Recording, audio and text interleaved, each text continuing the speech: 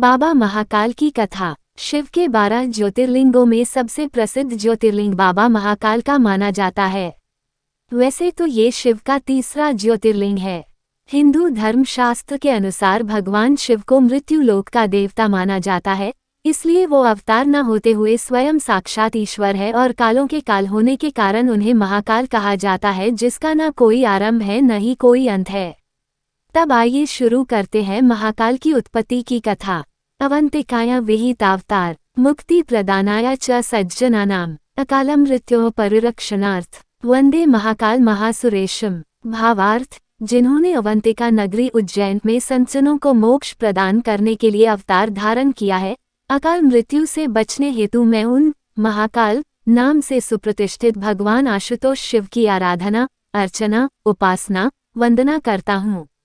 महाकाल की उत्पत्ति। उज्जैन के राजा बाबा महाकाल की उत्पत्ति के संबंध में पौराणिक कथाओं के अनुसार प्राचीन काल में उज्जैन पर राजा चंद्रसेन का शासन हुआ करता था। राजा चंद्रसेन भगवान शिव के परम भक्त थे। मणिभद्र नामक गण राजा उज्जैन के शासक चंद्रसेन के परम मित्र थे। गण राजा मणिभद्र के पास एक चिंतामणि थी, जिसको उन्होंने उज्जैन के राजा चंद्रसेन को भेंट स्वरूप दे दिया था। राजा चंद्रसेन ने मणि को प्रेम स्वरूप स्वीकार कर अपने गले में धारण कर लिया, जिसके बाद राजा चंद्रसेन की कीर्ति और यश में अत्यंत ही वृद्धि होने लगी। राजा की कीर्ति और यश को बढ़ते देखकर अन्य राजाओं ने उस मणि को प्राप्त करने के लिए उज्जैन के राजा चंद्रसेन पर आक्रमण कर दिया। राजा चंद्रसेन ने आक्रमण से बचने के लिए भगवान शिव की शरण में जाकर ध्यानमग्न हो गए। जब राजा चंद्रसेन ध्यानमग्न थे, तब एक माता अपने 5 वर्ष के बच्चे को लेकर दर्शन करने आई। शिव भक्ति में ध्यानमग्न राजा से प्रेरित होकर वह गोप बालक भी अपने घर में एकांत स्थल में बैठकर और एक पाषाण को शिवलिंग मान भक्तिभाव से भगवान शिव की भक्ति करने लगा और भक्ति में लीन हो गया। कुछ देर पश्चात उसकी माता ने भोजन के लिए उसे बुलाया, किंतु वह नहीं आया। जब माता के बार बार भोजन के लिए बुलाने पर भी बालक शिवभक्ति में ही लीन रहता है और माता के पास नहीं जाता है, तब माता क्रोधित होकर बालक को पीट देती है और पूजन की सारी सामग्री बाहर फेंक देती है। पृथ्वी के गर्भ से महाकाल का प्रकट होना। अपनी माता का क्रोध देख गोप बालक जोर जोर से रोने लगा और भगवान शिव का नाम पुकारते हुए वहीं पर बेहोश हो गया। मात्र 5 वर्ष के गोप बालक की श्रद्धा भक्ति देखकर भगवान शिव प्रसन्न होते हैं और उसी क्षण एक भयंकर विस्फोट के साथ पृथ्वी के गर्भ से महाकाल प्रकट होते हैं। तभी उस गोप बालक को होश आता है और वो बालक देखता है कि उसके सामने एक विशालकाय स्वर्ण और रत्नों से जनित मंदिर खड़ा था, जिसमें अत्यधिक प्रकाशवान ज्योतिर्लिंग स्थापित था। ये देख बालक बहुत खुश होता है और भगवान शिव की भक्ति में मगन हो जाता है। श्री हनुमान जी का अवतरित होना। ये सब देखकर माता को अपने किए पर पश्चाताप होता है और अपनी गलती की क्षमा मांगते हुए बालक को गले से लगा लेती है। राजा चंद्रसेन को जब शिवजी की अनन्य कृपा से घटित इस घटना की जानकारी मिली तो वह भी उस शिवभक्त बालक से मिलने पहुंचा। अन्य राजा जो मणि हेतु युद्ध पर उतारू थे, वह भी वहां पहुंचे। सभी ने राजा चंद्रसेन से अपने अपराध की क्षमा मांगी और सब मिलकर भगवान महाकाल का पूजन अर्चन करने लगे। तभी वहां रामभक्त श्री हनुमान जी अवतरित हुए और उन्होंने गोप बालक को गोद में बैठाकर सभी राजाओं और उपस्थित जनसमुदाय को संबोधित किया। ऋते शिव नान्यतमा गतिरस्ति शरीरिनाम एवं गोपसुतो दिष्ट्या शिव पूजा विलोक्य च अमंत्रेणापि संपूज्य शिव शिवम वाप्तवान अश भक्तव्रा शंभोर्गोपाना कीर्तिवर्धनः इह भुक्त्वाखिलान् भोगानन्ते मोक्षं वाप्स्यति अस्य वंशेष्टं भावी नंदो नाम महायशाः प्राप्स्यते तस्य पुत्रत्वं कृष्णो नारायणः स्वयं। भावार्थ, शिव के अतिरिक्त प्राणियों की कोई गति नहीं है। इस गोप बालक ने अन्यत्र शिव पूजा को मात्र देखकर ही बिना किसी मंत्र अथवा विधि विधान के शिव आराधना कर शिवत्व सर्वविध मंगल को प्राप्त किया है। ये शिव का परम श्रेष्ठ भक्त समस्त गोपजनों की कीर्ति बढ़ाने वाला है।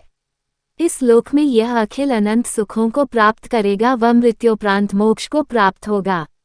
इसी के वंश का 8वां पुरुष महायशस्वी नंद होगा, जिसके पुत्र के रूप में स्वयं नारायण कृष्ण नाम से प्रतिष्ठित होंगे। वही जैसे जैसे यह बात लोगों को पता चली तो मंदिर के दर्शन के लिए लोगों की भीड़ उमड़ आई है, जो आज तक बाबा महाकाल के मंदिर में बनी हुई है। अवंतिका वासियों का महाकाल से अनुरोध।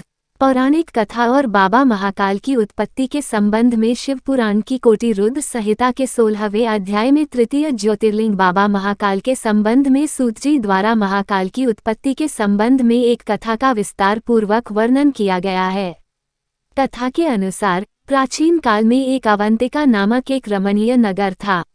इसी नगर में एक बहुत ही ज्ञानी ब्राह्मण रहते थे, जो वेदों के ज्ञाता होने के कारण उन्हें वेदप्रिय के नाम से भी जाना जाता था।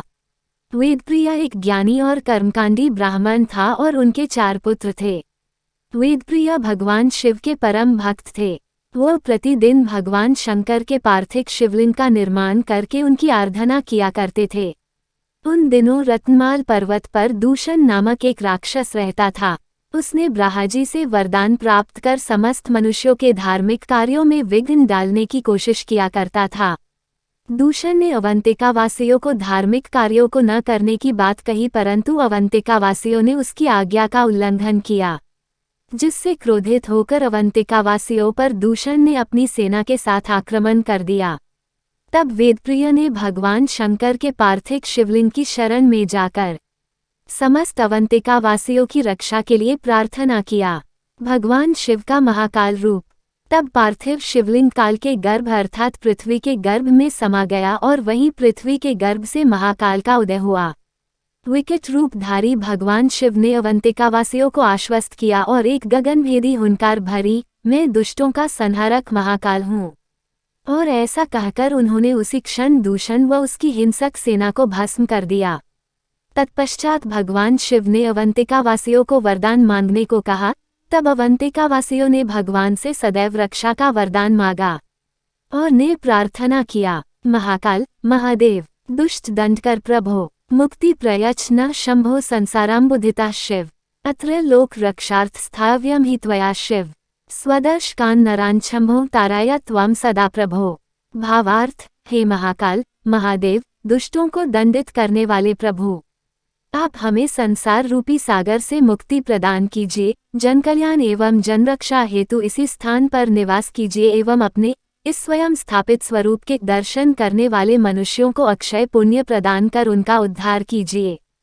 महाकाल का विराजमान होना। तब भगवान शिव अवंतिका वासियों के अनुरोध पर सदा के लिए अवंतिका में बाबा महाकाल के सुंदर स्वरूप में विराजमान हो गए। हमारे प्राचीन ग्रंथों में महाकाल की असीम महिमा का वर्णन मिलता है। महाकाल साक्षात राजाधिराज देवता माने गए हैं।